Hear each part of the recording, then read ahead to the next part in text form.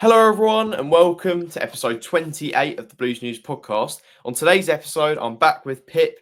I've had about 3 weeks off the podcast, something like that, but we're back. And on today's episode, very special one because we're actually reviewing the 24-25 season and previewing the 25-26 season. So we split into two parts. I'll explain that in just a moment. But firstly, how are you, Pip?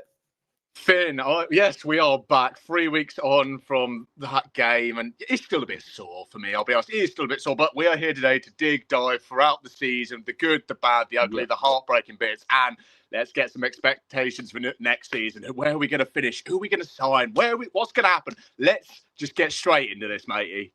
Absolutely. Well, if we just briefly touch on it at the start then, the Wembley game, have you got over it yet? Because I know we spoke about it afterwards. We were both very, very gutted. We bumped into each other just outside the ground. And obviously, we're both very gutted. But have you got over it yet? Oh, I think it's hard to say if you got over it, especially for everyone, given how the build up to it was. You know, the Forest Green, the Rochdale game, the gateshead game as well. At the end of the season, it was all so built. Everyone was so high, and it was written in the stars. When 20 years ago we got promoted, 10 years ago we were promoted, then this was the one, and then to lose in that manner, I think as much gutting as it was for us fans in the stands, I can't imagine what it was like for Kev, Darren, Mark, and all the players just in that manner. It was just so hurtful and so just, dare I say, unfair, because I think a few Oldham fans would even admit the game on the day up until those last 10 minutes, I'd say it was fairly even, if not maybe leading our way in a biased opinion, maybe coming towards, but then, what happened in the final 10 minutes, we'll all remember. We don't need to remind ourselves, but I'm over it. But when you think about it, it's like, damn, we were 10 minutes away from the Football League. But these things happen. It will make us stronger as a club, as a team, as a unit. And we've seen just in the off season how together the players are. They're still in contact with each other. And how many have left the club, especially? I mean, only lost two. And I think those two in Danny Waldron and Jack Wood were expected in a way. So I think it shows, despite the loss, despite the hurt and everything around, we've stuck together as a unit. We've kept the core of the squad going into the new season. I think that's a big thing for a club like Southend and teams aiming to keep in that higher end of the table is you need to keep the core of your team strong, despite off-season, despite interest elsewhere. I thought Gus would be heavily linked going so, but he's still here. And I don't want to jinx it, so anyone who's recording anything of this outside, do not save this clip. But altogether, I'm over it. I'm looking forward to the new season, but God, 10 minutes, that does sting. Yeah, absolutely. I think it was the manner that we conceded the goals in as well. Some really strange goals, particularly the last one as well, where it's not really even a shot. It was like a cross. And I know you can make the case that Nick Hayes was rooted to the spot, but in fairness to him, he probably didn't expect that both players were going to miss the ball completely and it was going to end up on a goal. And if you look where he was positioned, it's probably the right position if they hit it for a keeper to be. But really unlucky. And probably, I said it before, the worst possible way to have lost that match, conceding two goals like that. We were 10 minutes away, but here we are. We're still a National League podcast, which is we'll take it for a season. Hopefully next season we won't be. But so how today's going to work then for everybody at home? So we're basically splitting into two parts. Not very confusing, but part one will be us talking about last season, 24-25. Review. We're going to be talking about the season. Hand out some awards. We're going to judge signings, things like that. And then part two is going to be next season preview. So we're going to be talking about next season, signings we'd like to make, who we should keep and sell, that sort of thing. We've got a lot of games and things to get through. If we start with part one then, start talking about the last season just gone. Overall then, before we dive in a bit more, how do you think the season went as a whole? I think any fan or anyone related to the club would say we maybe overachieved to a certain aspect, and where we finished is a really good spot for the club as it was. Like the takeover and everything, we know we've covered it so much, and everyone knows how late it was and signings were delayed. So I'd say that first portion of the season from September through to December, we were expecting lower to mid-table. Honestly, we weren't doing well. We were struggling near the bottom, and there was real relegation fears in the back of minds. It was really not a great time. But then January comes round, that transfer window opens up, and we make some great signings in there. like Leon. I mean, come on, I love Leon the Biz. And what he's done in that half a season is incredible. And now to bring in Slavy as well from Slough, who knows Leon, is just something massive, which we'll come on to later. But on the whole for the season, there's been good, there's been bad, there's been ugly. There was Rochdale, there was Forest Green, which was, words don't do that justice as to how good they were. But on the whole, I'd say we overachieved slightly. After January, I think expectations went up in where we could finish because of the signings and just the absolute run we went on really from January to the end, I think was our best portion of the season. But on the whole, happy.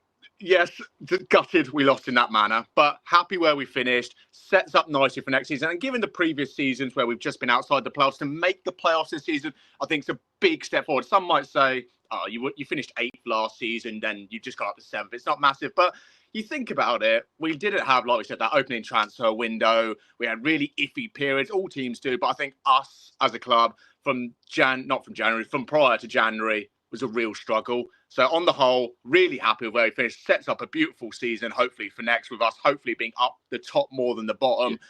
And let's just kick on with it, really. Absolutely. Well, I think a big talking point with any club, but especially Southend this season, has been the manager, Kevin Maher. But I think it's fair to say that since he's come into the club, he's not had one season that's been a smooth ride where, be it injuries or things going on behind the scenes, mostly things going on behind the scenes, a little bit smoother this season. But do you think, on the whole, that this was Kev's best season with Southend? Yeah. Honestly, you could argue last season with obviously the embargo, Ron still being in charge, players' contracts coming up, not getting paid, etc. You could argue last season as well. I'd say this season, early on, especially prior to January, like I said, he was under real scrutiny because, you've just been taken over. You've got great backing. You've got a real great fan base, great away days behind you. And we really underperformed. So I think Kev had a good bit of scrutiny about his tactics, about his plan Bs and how he approaches games as, is it too defensive and sideways and backwards was a chant for a good few weeks. And I'd say he felt some of that pressure, especially there was Maidenhead away around Christmas time. A nice local game for me. And we lost one, I think it was 1-0, maybe 2 even. And that was just the real turning point, I feel, where fans went, is Kev the right man to take us forward? And to be fair, he really silenced a lot of us in the second half of that season. Something changed. He went to 4 at the back, and it was more of an attacking flow to the game, which, as fans, you want to see your team attacking. You want to dominate games, and most importantly, you want to win the game. So Kev really lifted the expectations and really just got the fans back behind him. So on the whole, for Kev, just amazing. The fact, I think there was something released a couple of weeks before the end of the season where he had interest from EFL clubs throughout last season and this season, but he turned them down to stay here, which massive. How many managers or players, in fact, would turn down a move to an EFL club? Maybe bigger than Southend, maybe not, but to get that sort of interest and turn it down just to stay at a club where you're under that scrutiny, that pressure, it's massive for us, I think, as a club, and just shows how willing Kev is to get this club back to where it belongs in the Football League. So on the whole, Kev, I'd say for the last 2 seasons, incredible, maybe one of the best we've had in recent times, but certainly he can hold his head high for this season, as can Darren and Mark, and say this season was a really, really positive season on the whole. Absolutely. And I think with Kev is when you talk to fans of other clubs, you kind of get a sense of an unbiased perspective on things. And you hear just how much they rate him and think, well, he must be an absolute hero at your club. And it makes you realise just how lucky we are to have him, I think. And you're right, he did silence a lot of us, maybe even me to a certain extent. I was never really Kev out, but I had my reservations or questions about certain tactical choices, substitutes, whatever. But at the end of the day, if you get us to Wembley at the end of it, you've done something right. So, I think he definitely silenced a lot of people. And I think he's the man to take us forward. He proved very nearly that he's the man to take us out of the league, which many people said he wasn't. So, 10 minutes of madness that shouldn't define a whole season.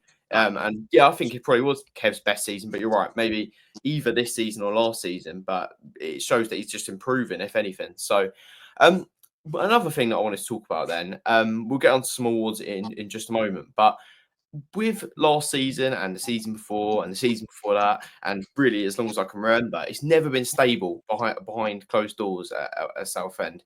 And even to a certain extent at the start of this season, it weren't too stable. With the takeover not really going through quite as quickly as we'd have liked.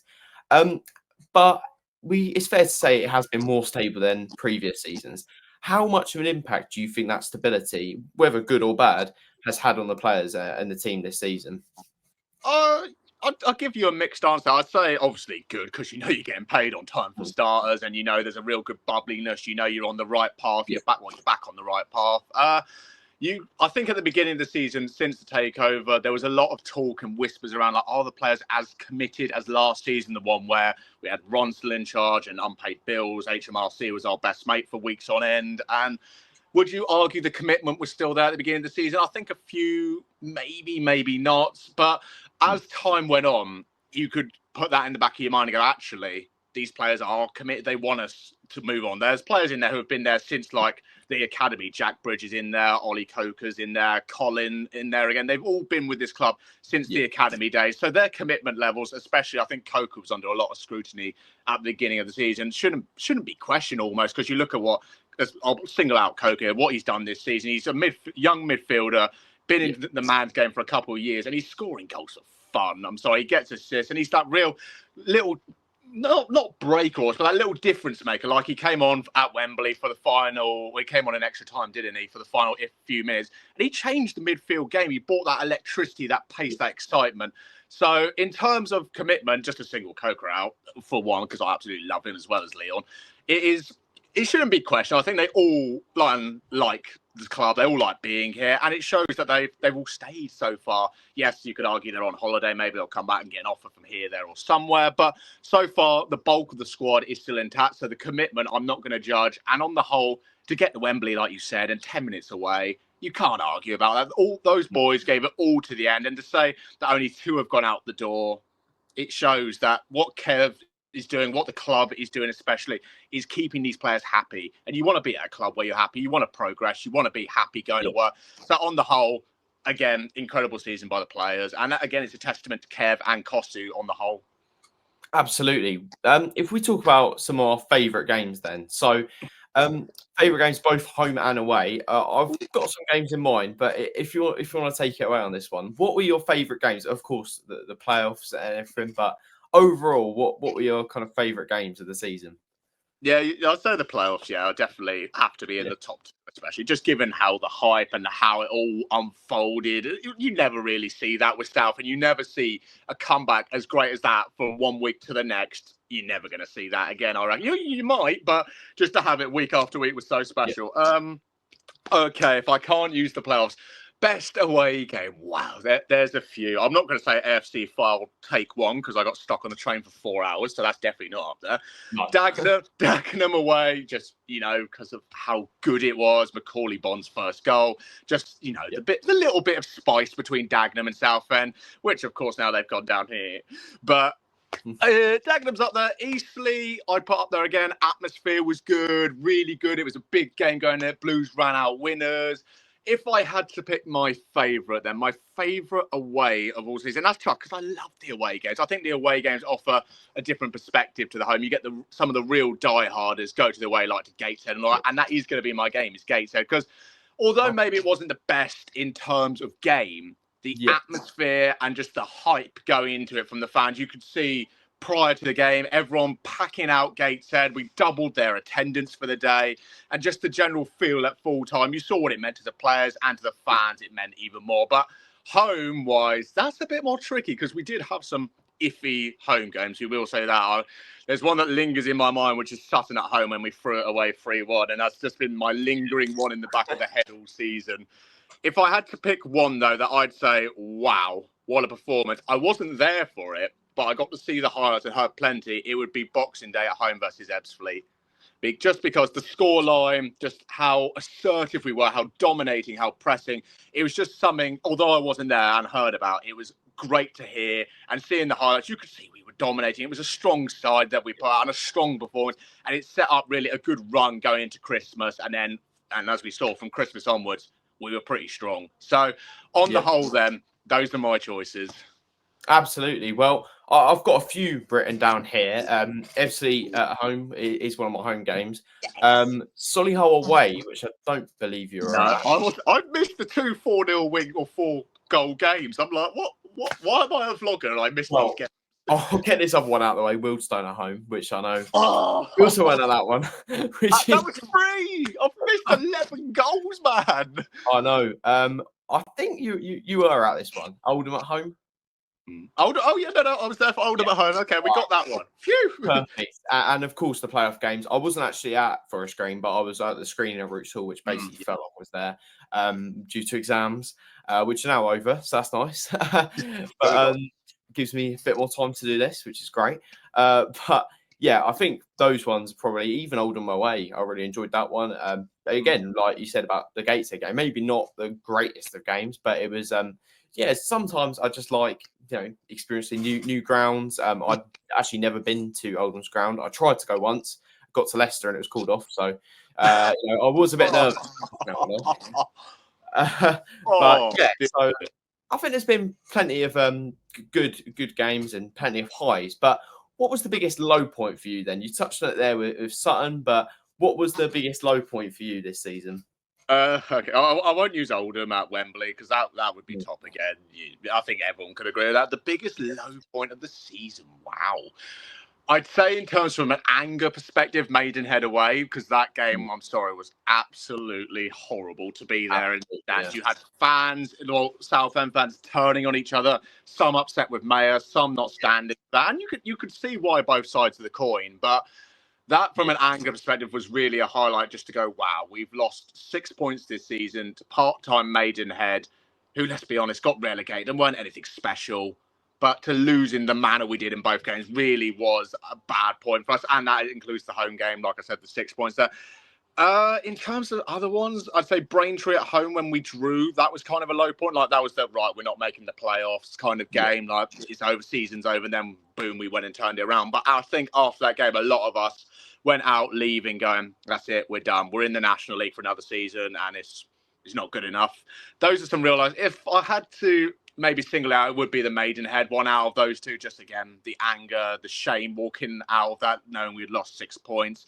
I think really summed up that day on the whole and summed up part of that season because we played them around Christmas, I think, at their place. So it was already a bad point. And then to top it off with that, I think it was just the really lowest to go, right, this isn't good enough. Should we have a change? And thankfully we didn't, like we said, but Maidenhead, God, I never thought I'd say Maidenhead was my anger point, but wow, definitely this season.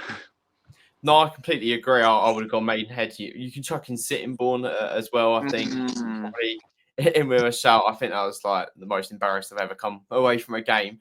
It's a weird season. Yeah, it's a weird season because there's been so many low points. We could probably pick 6 or 7 games where we really came away feeling absolutely gutted, at least, really.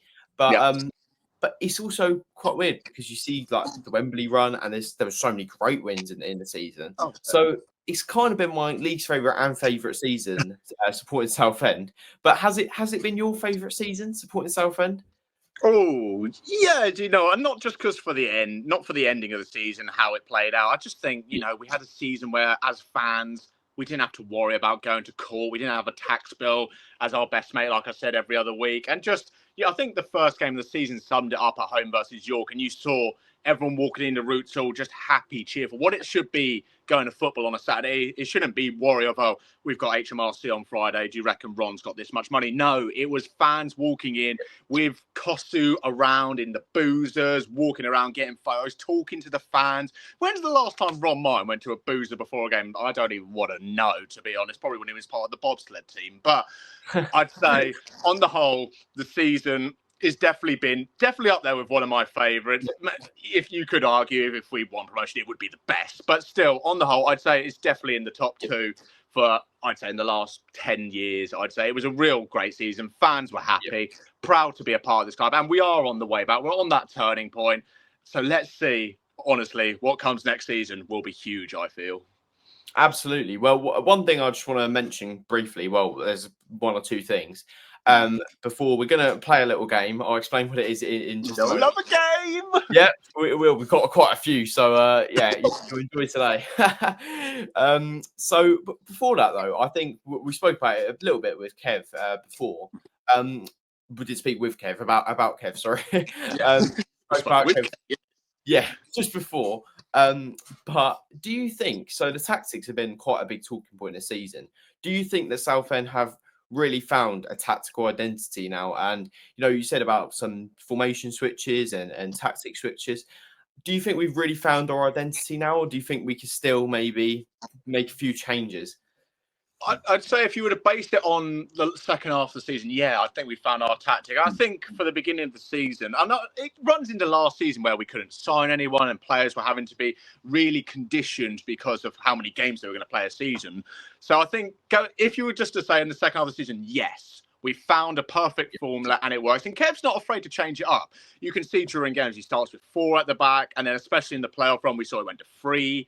In the second half versus Forest Green. Then it went to 5, obviously, for the last few minutes after we scored. So I think now we know what works in certain scenarios, which is good. We know when we need to be direct, when we maybe need to conserve the ball and keep possession, because if we keep the ball effectively, the other team's not going to score. So I'm not 100% against that. At times, when you come up against your Maidenheads, your Tamworths, your Fields, you just want to take the game to them and absolutely pummel them. But I'd say definitely a lot better than the start of the season. Maybe room for improvement somewhere, but that's where signings are going to come into this talk. And we've already seen one come through the door in Slavoj, who I think honestly will be a major turning point. I think he's had a few critiques so far, but if he's anything like Leon, come on, it's going to be absolutely mental to see him unfold. But on the whole, no, again, and it's credit to Kev how he's adapted throughout the season, taken the criticism and then bounced back the next week and gone, right, I'm changing this up, and it works. So again, fair play to Kev. And yes, honestly, tactics much better than what they were.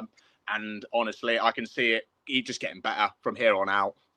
Absolutely. We're going to talk about Stavy in just a moment and talk about that signing. We'll talk about that just after we play a few games. I've got one more thing that I want to mention before we get into. We're going to do some ratings in a moment as well. Which I haven't done some player ratings in a while, so it'll be interesting to do that.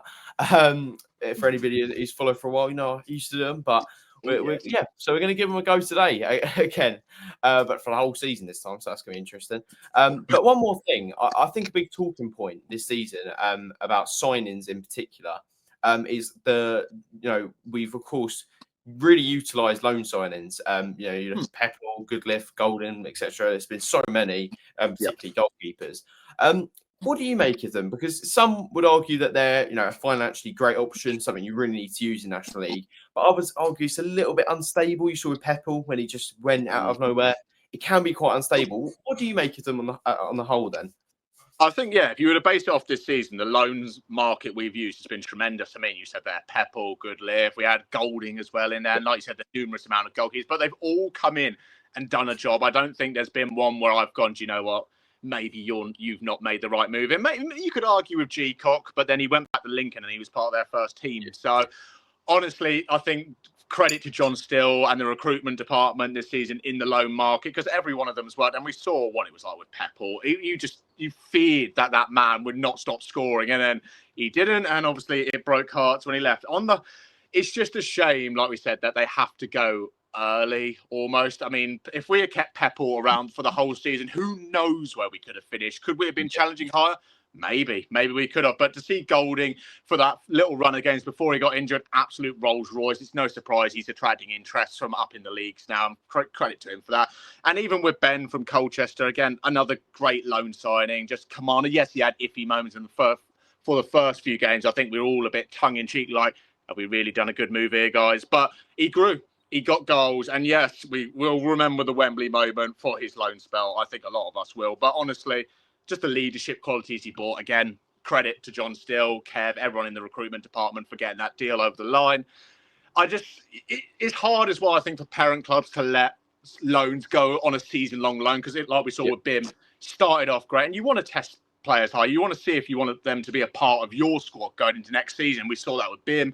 Went to Chesterfield, and you had him on the pod, and he was so happy at Chesterfield. He loved that, and he's one step closer for him to get to Canada's national team, which we can just see what loans mean and how big they are. If we can somehow convince loans to stay for a season and they're that good, brilliant.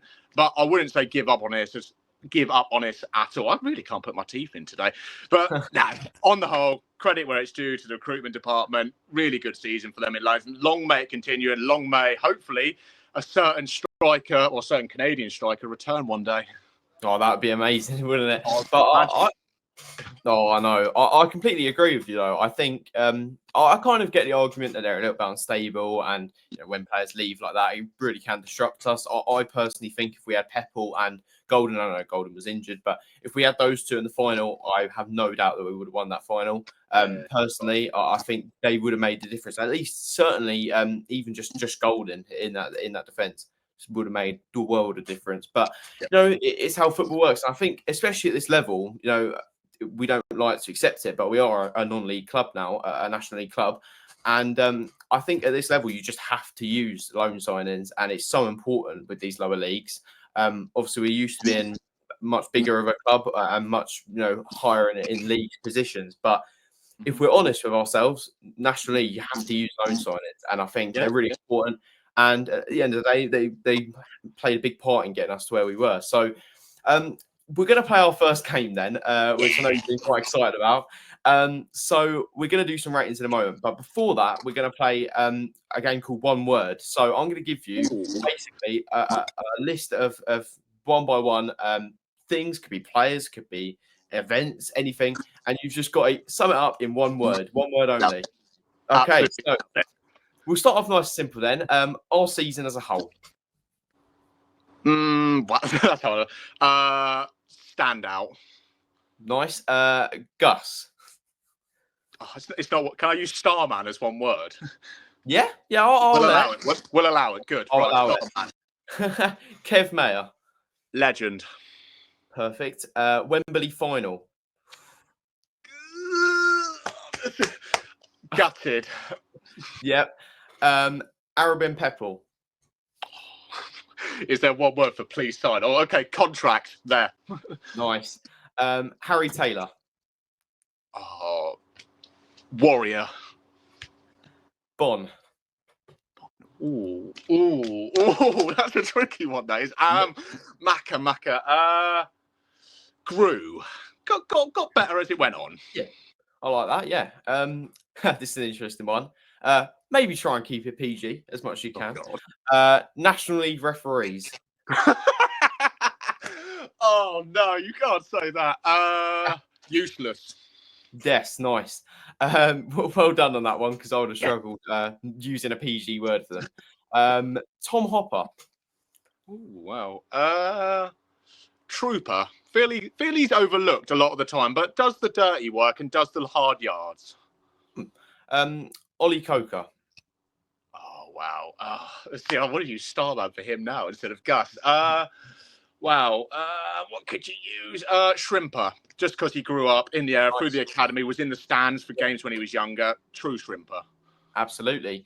Joe Gubbins. Underrated. I feel I gave him slack at the beginning of the season, but he grew like Macca and grew really well, and he saw that penalty at Forest Green. Yeah, I'm glad you said that one, because I'm a bit of a fan of Joe Gubbins. So I think there's a player in there. And also, we got it right with Keenan before. So if anybody's listening, we are a credible source on this, because before we advocated for Keenan every podcast. I think we even said in the February review how he hadn't played in ages, and I think you said something like it was a disgrace or something like that.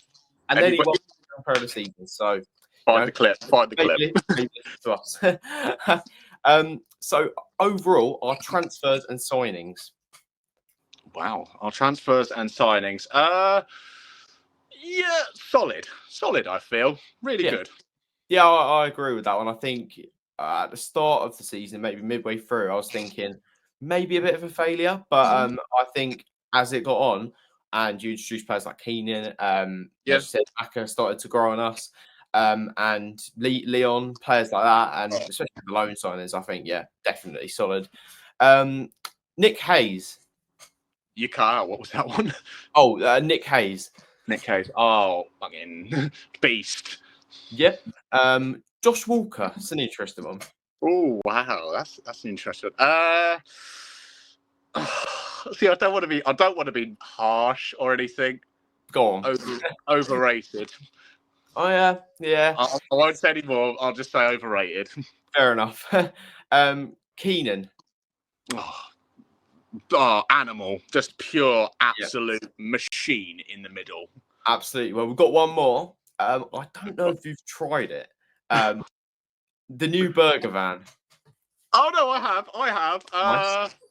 Nice. Scran, just it's amazing. Honestly, Yeah, I had the 𝗥𝗘𝗩𝗜𝗘𝗪 once, and no, honestly, really good. you Really tried rate, the gas rate burger. it. Okay. I might have to give that a little go. How was it? Was it good? Do you know what? After you actually gave me inspiration for it, because when you All did right. Sutton video, if anyone's not watched that, go watch it because it's good. But Oh, no, you did your little Scran review, and it got me thinking. Wow, let's give this a go. And I went and did the 𝗥𝗘𝗩𝗜𝗘𝗪, and honestly, I give it a solid 9 out of 10. Nothing overcomplicated, nothing fancy like you see. Just a pure burger. You're gonna eat. You're not gonna hate it. And honestly, it's a really good one. Let's get that out of the way. It's really good. Yeah, I'll be honest. I won't speak about this too much because I could speak about this burger for ages because I'm a big fan. But it is, I think it is quite expensive, so it is maybe like a little treat because it is like I think it's like 10 quid or so. I can't really remember quite how much it is, but it's nearer that to end. Yeah. So it's quite expensive, but I'll be honest, like it is a very good burger. The bun as well is like. I don't know what they do. You know when they put the little pot on it as well? They put the pot on it. Yeah. That is unbelievable. That is high tech. I'm very impressed, I must say. It's becoming a chef. Very impressed. Very impressed. And they got a 9 out of 10 from the chef. So you know. I've set myself up now by saying I've set myself. So that concludes that little segment. Hope you enjoyed that. We are going to give out some ratings then for the season. This might be quite challenging. But we're going to give out some ratings. So I've got a list here of the signings because a lot of the signings won't show on this list that I'm about to do. So if we go through the signings first, and then we'll go through the rest of the team. So we'll go one by one. Quickly, just give a little rating on each out of 10. So we'll give it a go. If anybody in the comments wants to do this as well, feel free. It's as it goes with any of these things we talk about or any of the games. Feel free to get involved in the comments. So we'll start off with Joe Gubbins. Then, what would you give him out of 10? Ooh, I'd say a 7.5. I'd say early in the season there was doubts and all that, and really, is he good enough? But no, he grew, honestly. And if it was just based on the first half, I'd be saying less than 5. But honestly, he grew and he really got on my good side. And then at Forest Green, amazing performance. So more room to grow, but definitely solid to start. 7.5, I think, is fair for Joe. Yeah, I think so. And I think maybe not in terms of just performances every week. Maybe not 7.5, but I think 7.5 is fair. 7.5 is fair because I think probably personally I'd probably go around the 7 mark, but I think it is fair for him because if we factor in the fact that he's been playing left back a lot of the time when he's not a left back at all, if you factor that in, I think it's fair to give him a good rating because he may not have been a 7.5 or 7 every week in that position, but if you factor that's not his position, I think it's quite decent for him, and he was an important player for us at times. So go next, Keenan 𝗥𝗘𝗩𝗜𝗘𝗪. What would you give out of 10 this season? Mate, I'll break the scale for him. No, definitely up, chipped in with goals, little warrior. Maybe it took too long for him to get into the side, so it's not on him, but it will impact my score here. But I'll go 9. Honestly, I'll go high with him. I'll go 9. I completely agree. I think if he had played the whole season like that, then I think it would be a 10.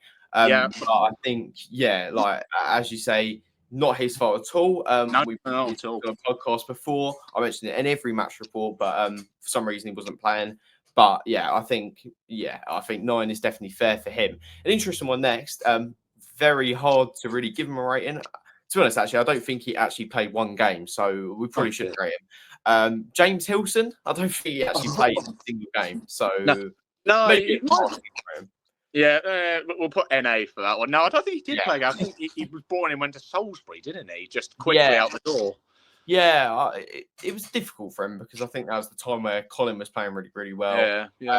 So it's more so just a backup for Colin, which is difficult. He's not really going to overtake Colin in that aspect. Next up, we've got George Wind, which I think is an interesting one because didn't play quite as much. Not his fault. Obviously, Gus has just been phenomenal. But yeah, I think still a very solid player. What are you sort of thinking for him? Yeah, no, I think, again, you can't take out your top goal scorer, especially when he's banging them in left, right and centre. So I do feel a bit hard done by for Win. Maybe I was expecting him to go out on loan, maybe for the second half of the season, but we kept him. But for those games he was involved in, I think it was 6, maybe 7, he got man of the match in 2 or 3 of those, one being Rochdale away early in the season where he was in for Gus, who was suspended. And he did phenomenal, but still room to grow, still time to progress. He's still very young lad. So I'd say, and we didn't see a lot of him, I'd say a solid 7. When called upon, amazing, but just, again, not too much of him to show. So I think 7's about right for him again. Yeah, I'd agree with that. Yeah, as you said, maybe not in terms of how many games he played, but whenever he played, I think he played really well. And he had certain performances like against Rochdale, where he's absolutely superb. And you can tell he's a quality player. Would you like to see us? It's difficult with him because you really want to include him in the squad. And I think if Gus did go this summer, which hopefully he doesn't, but if he did, I think that would really open the door for him to play. But let's say we do keep Gus. Would you like us to try and fit him in? Is there any position other than right back where you think we could fit him in at all? So, do you know what? My old man always bangs on about this and goes, "Why don't we play George Wind at left back?" Well, honestly, mate, because he's not left-footed. And if you want us to get apart, go for it. But that's always my argument for him. And I just say he'll do it one week and it'll absolutely be a star, and I'll have to shut my mouth. But honestly, you could maybe even make a case for pushing Gus further forward. He does operate as an attacker so well, and I think there was a stat at the end of the season that said Blues were the first team in the rankings for putting crosses into the box, and half of those come from Gus, the other half from Bridge, and just others chipping in here and there. So, mate, you could make a case to push Gus further forward into a midfielder role, attacker role, and have Wind or George, as your right back, your solid right back. But like I said, it's tricky. You can't attack it too much because Gus got all those goals from that position he was put in all season. So to say, oh, Gus, go further forward, don't worry about defending, and then just say to George, oh, you're just going to stay back, I think it's a bit hard done by. But you could make a case. There's not to say never make a case for it, because it could happen. It honestly could happen. But I'm really firm on the fact if it works, don't tamper with it. And if it works for Gus scoring 20-odd goals, you're not going to tamper with it, are you? No. Well, next up then, Josh Walker. Oh, there's the big one. There's the boom. It's hard because we saw what he could do in pre-season, and he had a great pre-season. And he started off the season well when we lost Cardwell. It was pretty much only him up top, really, being the only attacking threat.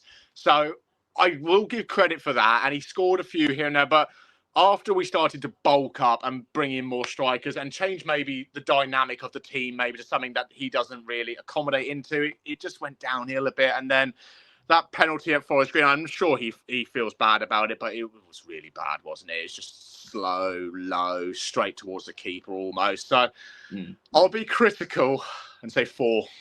4. Fair enough. I probably would be maybe less critical on him in particular. You see later, there maybe are some players that I will be a little bit more critical of, but I think personally I would go 6. So it's a little bit different. Oh, okay, controversy. Well, probably 5.5 to 6. There we go. Yeah, see, he's coming down to me now. He's coming to my level.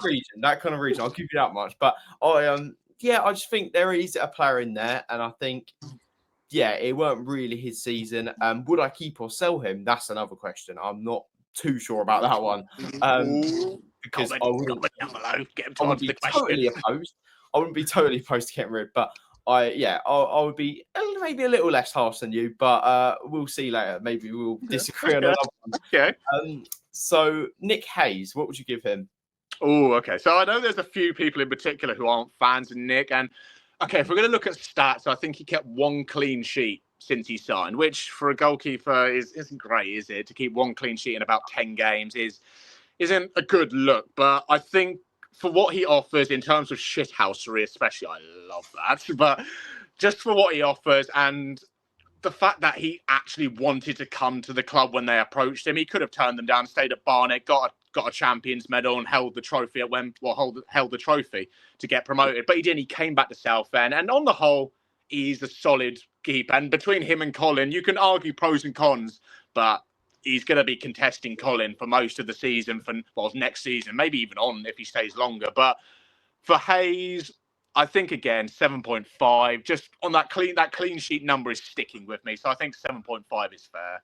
Yeah, I think 7.5, that kind of region. I would agree with that. I think it also, if you factor in how important it was that we got him in, and how, if we didn't get him in, who would we have had? I really don't know. Exactly. So yeah, I think if you factor in, a bit like Joe Gubbins, maybe he didn't play 7.5, 7 every week, but he, if you factor in how important he was and that he really did a job when he needed to, importance-wise, yeah, I'd give him around that. I think that, the next one, Charlie Kendall. So I'm going to start this one, because I am a huge fan of Charlie Kendall. I think he's the striker we've been calling out for years. I think, personally, I think our best attacker, if you count Gus as an attacker, maybe not, but I would say our best attacker, Leon and Keenan, of course, attacking players, but forward, our best forward, without a question. Yeah, I agree. So I'm going to go with, I would say, 8.5 region. I think he really, really came to life, and he scored some really important goals. I know the Wembley one, they say, kind of wasn't his goal; it was an own goal, but we'll just say it's his goal. So, what would you give Kendall? Again, I think he is our best attacking option. Like you said, he honestly only had half a season. Let's not forget he came in January time, so he's not had a full season with us. And we just saw after a couple of weeks what he could be, that real great attacker. And like we said, he's the best, honestly, of the pick of the bunch. I'd love to see him start. If we give him a pre-season, I think he'll be that striker we've been missing and calling out for. I think 8.5 is a good number. And when you said that, I did like that number. So I think 8.5, again, importance-wise, what he brings to the side. Like I said, only half a season. I can see him next season. And quote this, getting 20 goals. I'll say that on the spot now. It'll be big. Wow. Well, I like that one. So maybe for our predictions, that'll come up again. So next up, we've got Leon. You know, I love him. Everyone will know I love Leon so much. So from where he came from Slough, where he did bits, and then to take that step up, that transition to full-time football, and to accommodate a new lifestyle, and how he's come in, I think it's been amazing. I think similar to Charlie, again, 8.5, just come in, change the whole midfield dynamic, not afraid to charge, still young, still plenty to learn, but honestly, again, like Charlie, give him a pre-season, he will scare defences into absolute fear. Absolutely, that was the number I had in my head, so I'm very happy with that. Next up, we've got 𝗥𝗘𝗩𝗜𝗘𝗪. Bit of a difficult one, I think. Oh, God, I forgot that. I see, anyone who watches the videos will know I called him the mustard, because when he had the ball, you just felt confident something was going to happen. He had a different Boston, didn't he? Yeah, he did. When was it? Was it 𝗥𝗘𝗩𝗜𝗘𝗪? There was a game where it might have been Oldham, actually. We were away, and George got set through one-on-one with the keeper, but because obviously he's a bit older and speed and pace is not his friend anymore, he got caught up on by Oldham's defence and couldn't score one-on-one. But when he had the ball, he had glimpses of real good, like, something is going to happen here. We're going to score. We're going to make a chance. But it never filled me in the end with confidence. And when he left, dare I say, I was a little bit happy in a way. So for the sheer effort he bore and the knowledge and all, I'll give him 5. I think, honestly, and people will argue, you gave him less than Josh Walker. And that's just because I think he offered more. I honestly think at the time, George did offer more. Yeah, I'll probably match you about the 5 mark. That's probably where we disagree slightly. I'll probably give Josh Walker like half, maybe one more. That's so, but it would be a boring podcast if we agreed on every single one. I'll probably but I'll agree with you on that one. Definitely 5, that kind of region. But then I could understand point of view for up or down on that. Really, it's quite a difficult one to rate. I think. Next up, quite a difficult one again. I think he only played about 4 games, but 𝗘𝟮🴜𝗘𝗪. I don't know if you. Oh wow, we're going really back. God, that name is. Honestly, I think this will be quite telling in my number I'm going to give. I don't actually remember a lot he did, honestly, and there's no disrespect to him as a player. I just don't remember a lot of him. So I agree. I'm going to be nice here. I'll give him, just because I can't remember, I'll give him 4, maybe 3.8. It's just to give Josh a little bit of credit in that department as well. I don't honestly what Taylor brought to the team. Yeah, I'll kind of just match that. I can't really remember him too much, but I thought every player who played, we've kind of got to include a little bit. But yeah, I'm not really sure about that one, if I'm honest. Next up, Tom Hopper. This is an interesting one. Oh, yeah, this is one I think we're going to split on. Possibly. I like him. I like that he's a trooper, like I quoted it earlier, and that he makes the hard work and the miles, and he makes the hard work for the other players to have the easier job. Has he set the world alight since coming back? No. Would a lot of people like to see him move on? Yes. I think about 6.5 is fair. I don't think he's done a great deal more than Josh Walker, but I just think, like I said, doing the hard work has got him those extra points for me. Fair enough. Your face is telling me like you're going to do a much lower score. I'm going to be honest. No. Well, anybody who watches the podcast knows that we don't really like to ever slate players. Now, I'm not slating him at all. Oh, here we go. When I say this, but if I'm being completely honest, I would struggle to put anything more than maybe 4.5. For me personally, I just think and the reason behind that is I can see glimpses of why he's important to the team. I think the experience he brings is good. I just think I kind of disagree with Kevin away when he says about the work rate. I personally don't think the work rate has been really quite there. I think there were potentially better options at the time as well. So yeah, it's a difficult one, and I can understand the arguments for why he's, people like him. But yeah, for me personally, you're not going to like every player and how they play, and obviously it's nothing to do with personality-wise. I'm sure he's a lovely guy, but yeah, personally for me, I'm just not totally convinced. Oh, by the way, I would love to be proved wrong. Like, I really, really would. Yeah, no, that's a good point to add. Yeah. On any of these, really, I'd love to be proved wrong. I never want a player to do badly ever. So, got to add a bit of spice to the podcast. So, we'll move on to Ben Goodliff then. Maybe a little bit more. Oh, wow. We're getting to the juicy ones now. Ben Goodliff. Yep. Oh. Again, he had important goals in him, and I think you have to base on the whole thing. So he grew into the club, he grew into the like how Kev wanted to play and the philosophy of it all. Again, do I feel like he's someone we should maybe look at next season? Not in a great deal. Nothing's really killing me to re-sign him, so I might match Tom and go 6.5 again. Yeah, I probably agree with that. Yeah, 6.5 is probably the region I'd go for. But yeah, no, to be honest, actually, I will match you on 6.5. We're back on the right track. Yes, we are back on the right track. Yeah, 6.5 is fair, especially when you consider the goals he scored. He scored some really important goals. I think, sadly, the Wembley game maybe let him down a bit. A little bit. I think it weren't really his game. So yeah, probably drags it down a little bit, but I think 6.5 is completely fair for him. So the next one, 𝗤𝗏𝗡𝗪. To be fair, what I should say about Tom Hopper is he did get a few goals. So I would be more inclined to push up a little bit, but yeah, if anybody thinks that's harsh, I do admit he has scored some. Anyway, we'll move on to 𝗤𝗏𝗡𝗪. Feel free to leave your thoughts on that one down below. But 𝗤𝗏𝗡𝗪, what do you make of that one? My Canadian boy, I miss you so much. Yeah. Get Kev, Justin, Costa, throw the bank at him. Get him back, honestly. He's destined for greater things, though, honestly. When I think it was similar to everyone who's joined, really. It takes us time to grow. It takes you time to get into the club and get it all right. But when he got going, he got going. It was like a tractor. He didn't want to turn off. He kept going and going and going. Yeah. And we fell in love with him. When he started scoring, you felt playoffs are on early in the season. Despite our really bad start, he was the shining light. Him and Gus, I will admit that in there. So for Bim, my Canadian boy, if we kept him all season, I think it would have been 10. But because it was only a couple of months, 8.5. 8.5. Yeah, I think that's fair. You could maybe argue 8.5, 8 sort of region. Depending on how many games he played and stuff. But yeah, I think completely fair. Next one's a bit of a difficult one again. To be honest, the next two are we can do them kind of at the same time. Nathan Harness and Zach Gscock. The goalkeeper club here. Yeah.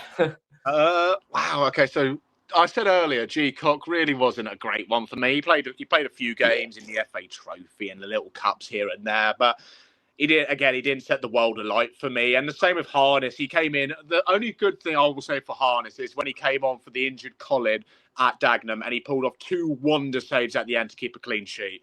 That's the one thing I'll remember about Harness. And I think it was fair for him to get recalled for Wembley, even though he didn't play. I don't think he even had a shout at playing, but just to be there and potentially get a medal or be a part of it, I think it's really special. So for 𝗥𝗘𝗩𝗜𝗘𝗪, 4. For Harness, I'll go a bit more, 5.5, let's say.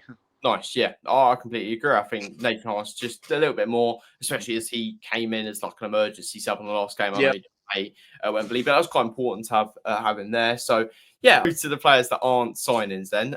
So if we look at, firstly, Colin, what would you rate him? Oh my, Colin, you got to love him, haven't you? Just amazing goalkeeper on his day. Yes, he had a few critiques early in the season for his kicking, and I'm sure he'll get better. But honestly, without him, we would have dropped some crucial points, and especially considering last season as well. He's definitely up there, 8 for me. Yep, yeah, I'd agree. Yeah, I could have kind of 7.5, 8, that kind of region. I would say. Could maybe understand a 7 because he hasn't played too much, but he played for a good chunk of the first part at least. So yeah, I'd think around that kind of area. It's fair for him. 𝗥𝗘𝗩𝗜𝗘𝗪. Oh, can you hate the man at all? No, he's been incredible, honestly. Yeah. Oh, do I want? No, okay, I'll go 9.5 just because I think his defensive work could be worked on a little bit. But honestly, amazing season. Yeah, I think the thing with Gus is I would agree with you on that rating. But I think the thing with Gus, there is maybe some holes in his defensive work. But if he patches those up, and I think people forget, if he didn't have any issues with his defense, then he wouldn't be a non-league defender. No, of course. Playing near this level. So yeah, I think he has maybe the few mistakes in defense, but overall fantastic season for Gus. Near enough perfect, really, in terms of how many goals he scored. Another player with a great season, once again, Nathan Ralph. The captain, again, Mr. Fantastic. I don't think he's had a bad game. You can maybe argue Forest Green, the league. Apart from that, I can't name a single performance where I've left going, God, he was absolute dross about Ralph ever. Just so commanding, so good in the air. It's like a salmon out of water, that man. Just could jump as high as anything. For me, again, 8.5. Solid season. Yep, I agree. Adam 𝗥𝗘𝗩𝗜𝗘𝗪. That's quite a difficult one, I think. 𝗥𝗘𝗩𝗪. Oh, wow. I've seen so much of him. Again, I think you can only judge on what you've seen, and it's hard for me because I do think there's a player in there, but it's tricky. I'm going to go 4.5. There's a low one. Yeah, it's been a difficult season for him with injuries. So that rating maybe doesn't entirely reflect how well he's actually played. But yeah, it's not been his season. But he's still very young. And I think, there is probably a player in there with some potential. So the next one, Harry Taylor. Now, I've got a rating in my head for this. And I'll be completely honest, I think and I know in the player of the season, I believe we gave it to Gus. I'm pretty sure. Because we've already done awards, so we're not really going to touch on them too much this episode. We did them in the playoff special. But yeah, I think I would probably give player of the season to Gus. But if we're going ratings, I would actually say Harry Taylor's the highest rate out of anybody. The most consistent player we have, phenomenal.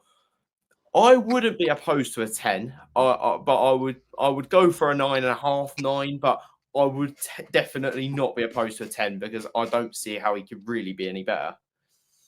Okay, I think you've just sold me on that then. I think he's going to be my 10, is Harry Taylor. Honestly, you feel so confident and comfortable with him at the back.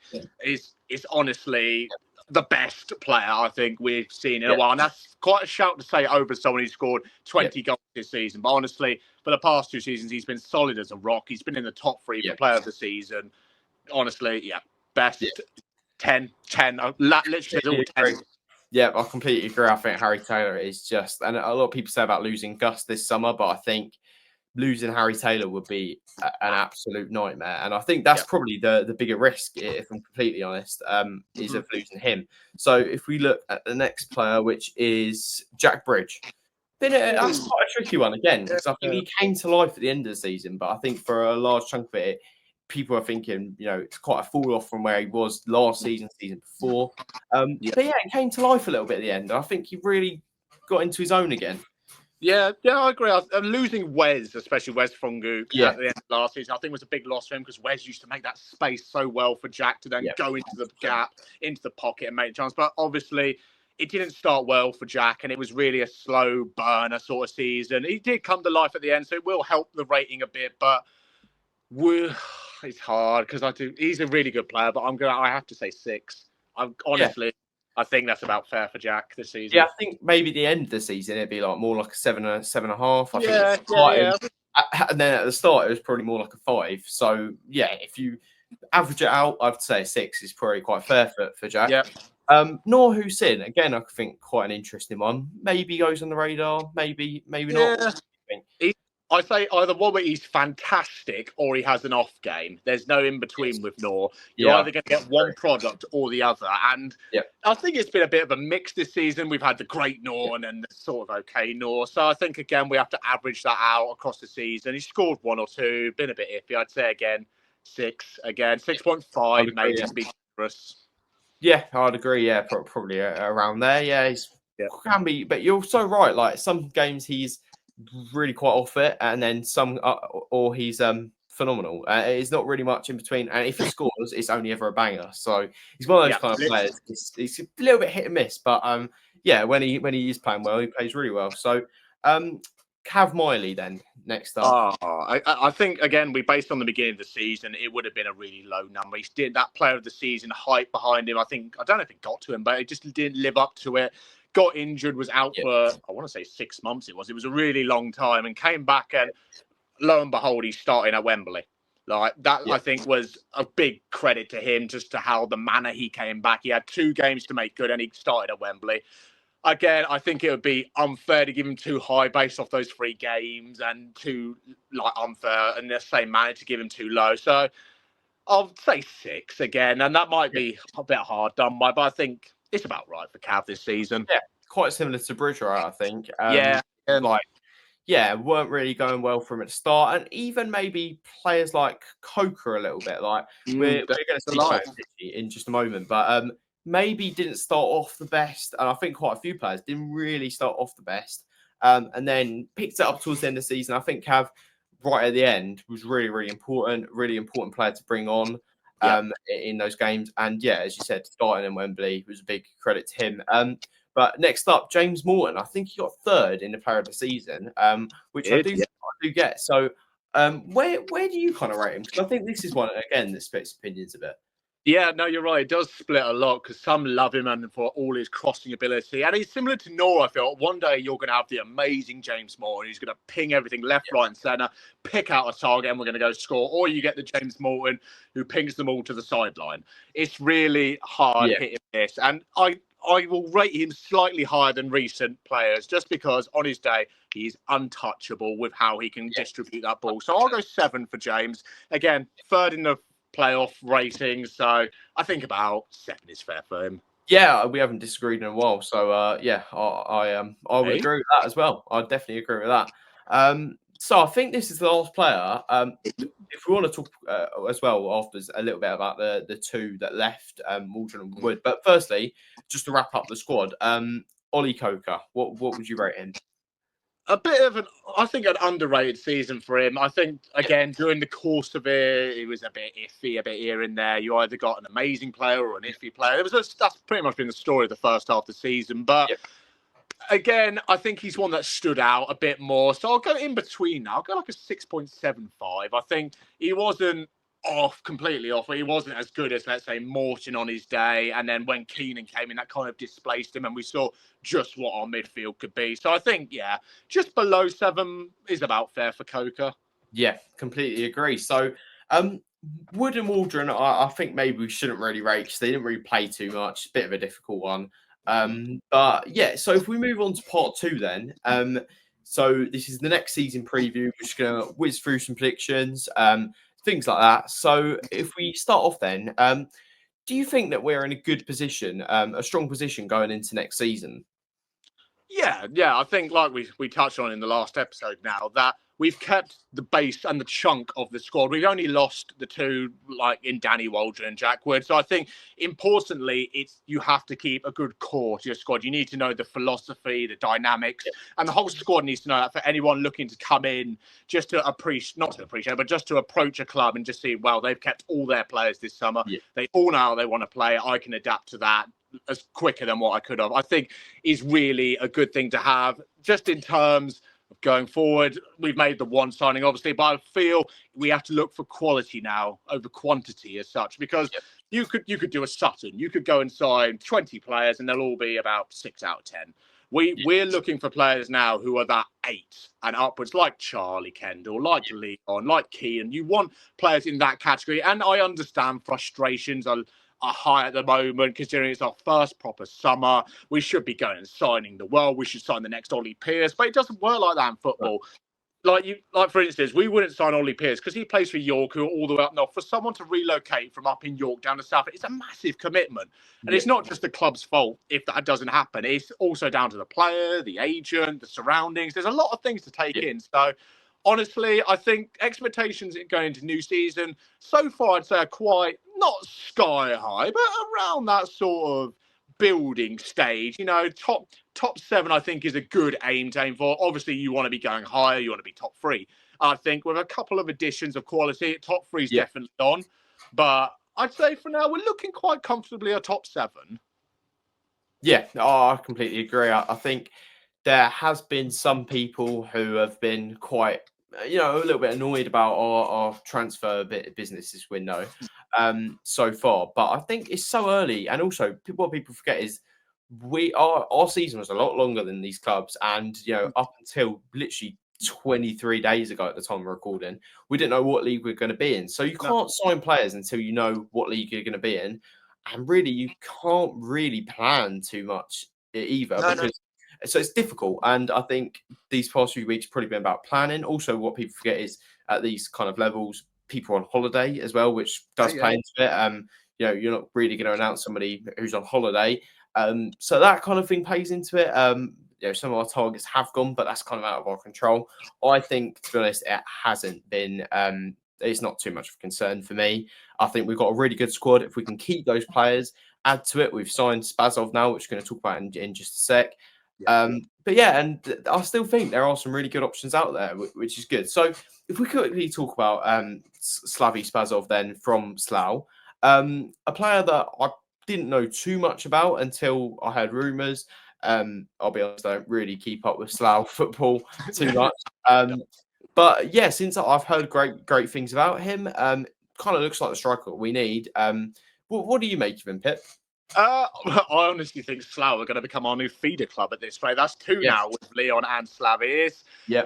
If it's anything, and I mean anything close to how Leon has stepped up to how Southend United sort of thing, I think we're really in for a great player here. Honestly, he signed, I think it was for Slough in December-ish time, just before Christmas, and he went and got into double digits for goals like that. That's saying a big statement. He's similar to Leon. He came through the Oxford United kind of academy. He grew into the game. He had his first professional game at Oxford with Leon, I believe, and then things happened and changed, and lo and behold, he's ended up with us at such a young age. He's coming into his element, I feel he's that real kind of brute striker we need, not just because he's a Bulgarian absolute machine and looks gorgeous, by the way. If I was to ever swing that way, he'd be first on my hit list. But nonetheless, I have a missus in the other room. I hope she didn't hear that.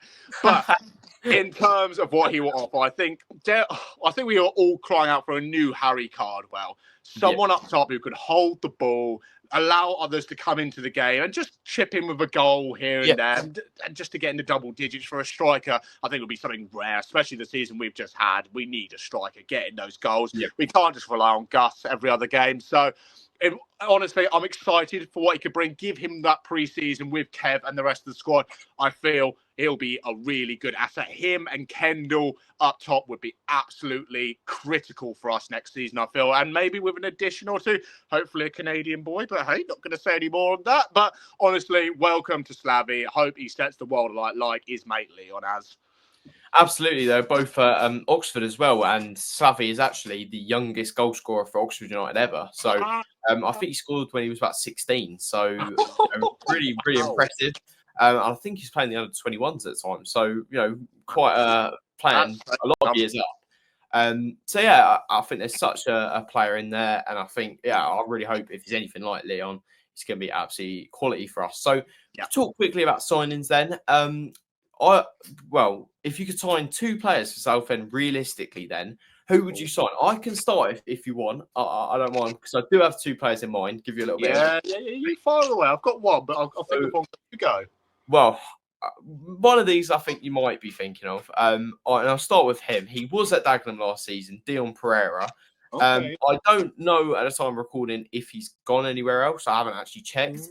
I believe he's still a free agent, and I think this one is the no-brainer for me. A quality player going forward. If you think Keenan, Leon, and him going forward, and Basil as well, I think that is probably the best attacking force in the whole league, in my personal opinion.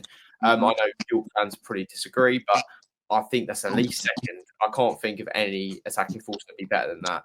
Especially those 3 of Keenan, Leon, and him, quality players. But yeah, I think he local to the area, playing in Essex last season or East London, whatever you want to count it as. So yeah, he would be one of them, and I think we could do with that kind of attacking player. But the other one is kind of a rogue one because you wouldn't really think we need a left back.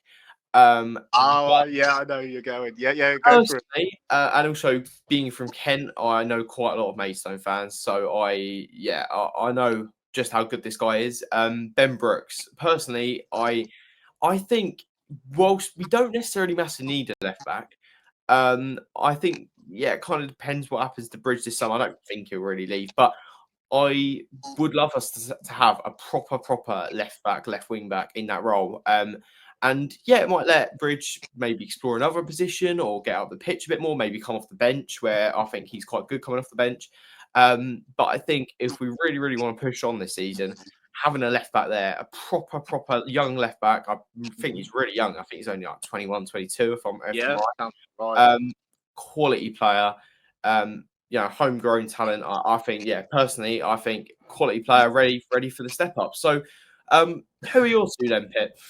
That sets the bar high, my man. That set the bar high. So, honestly, you said it with 𝗘𝗮𝗪𝗪. I think with that John Still link as well, ex-Dagenham and all that. I think that is a really good shout, and I agree. It's going to be a force to reckon with if he wants to join. Ben Brooks, you said it there, 22 years of age, and he's quality for Maidstone. Yes, okay, a few might have not heard him, but honestly, check out some clips of him. I've seen some. He's really good. So, keeping in mind that we as a club like to look a bit further down, and we like to sign players and bring them up. I think it's a good idea as well. It's a cheap idea. It's a cheaper idea on the finances, and there is players who will make that step up. We've seen it with Leon and 𝗣𝗏. I think it's going to be another one. And Gus. Let's not forget the obvious one in that. Yeah. Well, there's a lot of so many players that made the step up. Even players like James Morton made quite. He came from Bath, didn't he?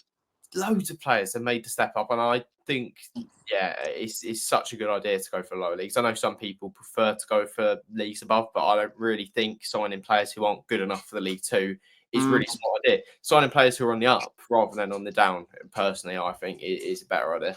No, of course, and we've seen it this season, like with Walker and Bong coming down into the league. Have they had the best season? No, they haven't, because dare I say, National League football is completely different to EFL football. You've seen clubs that go up and like Chesterfield, Wrexham, Stockport, all at that top end of the table because they've done the dirty hard work and they go into the Football League, and dare I say, the quality is not as hard. But on the whole, who would I sign? So there is one name. I cannot pronounce his name. We'll have to find something somewhere to say his name. But he played for Eastleigh last season as a centre back. I want to absolutely murder this name right now. I want to say it's Francis Lathwaite. I don't know his name. Someone will know and be absolutely crucify me, and I'm so sorry. But from what I can just tell, he was a big lump of a defender for Eastleigh, and he was not scared to have the ball at his feet when we played them twice this season. A big standout. And what I think we need in the next season, losing Goldie and Goodliff, is a corner threat defender. A real big nut on the back post who's willing just to smack it. I mean, we saw what Goodliff did at Sutton. An overhead kick, man, from a centre-back. Like, what? But no, I think honestly, a defender needs to be a first priority. Getting Slavy in was massive. We needed an attacker, but now I feel defender and maybe even Brooks to throw into that as well for the left back role. But my second one, and this might be unrealistic, and I know there's going to be a lot of doubt over it, but if it was even with a hint of a chance, I'd have it. And it is my Canadian boy, Pepple. But it is very subject to how the striking department works. Obviously, Macaulay Bond's not extended a contract yet. We don't know too much about that situation. We don't know about if Walker's going to be around, if Hopper's going to be around. We can only really confirm that Slavy and maybe even Kendall are going to be here next season. And it all depends on Jack Stone coming through. I heard he's been offered a professional deal as well, so that'll be interesting to see. But if we had a shout, even a sniff of having Pepple back, I think we could all agree he has to be on that dotted line first thing tomorrow morning, because you just can't not hate the bloke. You saw what it was like when he scored. He loved it, the enthusiasm. And even in the pods you did, he still talked about Southend and the fans and just coming into Southend. Absolutely. I just got that feeling he misses it. And that's might just be me personally. I might be deluded a bit, but I would just have him back tomorrow. I'd do anything to get him back. I'd drive him wherever he wants to go. I'd drive all the way from Hampshire to Essex to get him to wherever he needs to go. Just absolutely. That would be my number one this summer. Just go get him. So to wrap up the podcast, then we're just going to do some really quick fire predictions. Right. So we'll start off then with nice and simple. What do you think our league position will be? Oh, quick fire. If we make a couple of quality signings, third. If we don't do as many as I think we need, sixth. Yeah, I have gone fourth, so pretty much bang in the middle. Fair. Yeah, pretty much. So yeah, I think fourth, but I think fourth and win the playoffs. I'll say that. So that's where I'll go. I might change before the start of the season, but that's how I'm feeling right now. I think that's fair. Who will be our top goal scorer? Oh wow!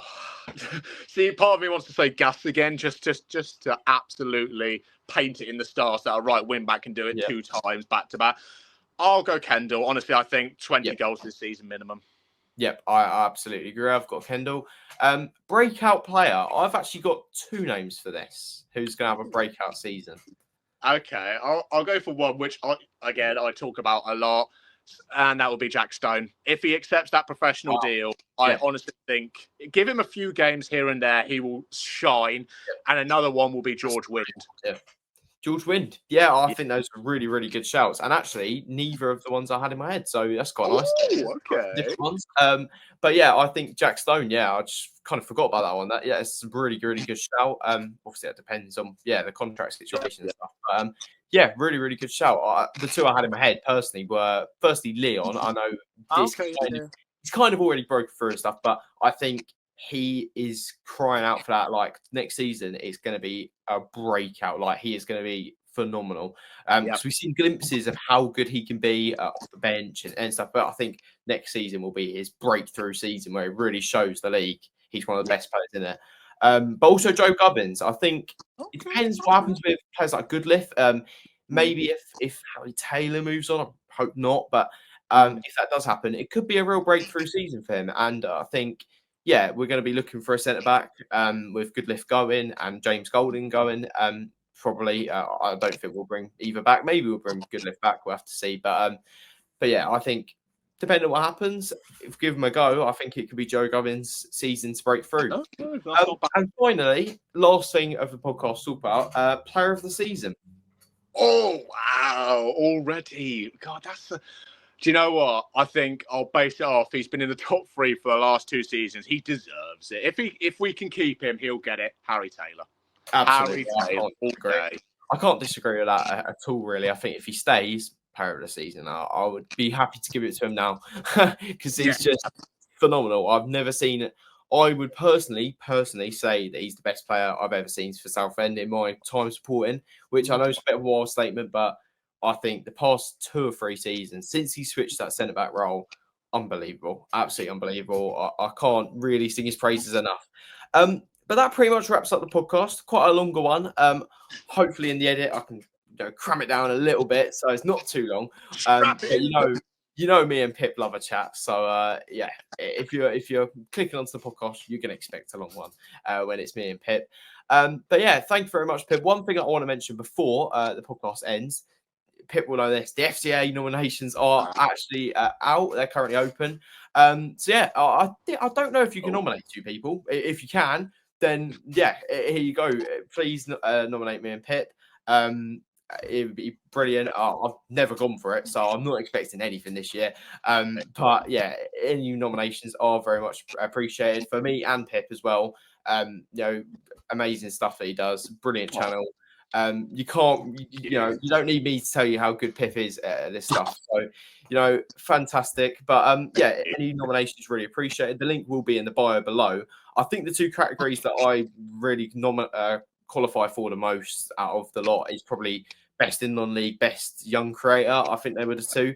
If you can't do 2 on 1 email, get your second email out and yeah, make one. Just delete it the next day. It don't matter. Just get 100 emails.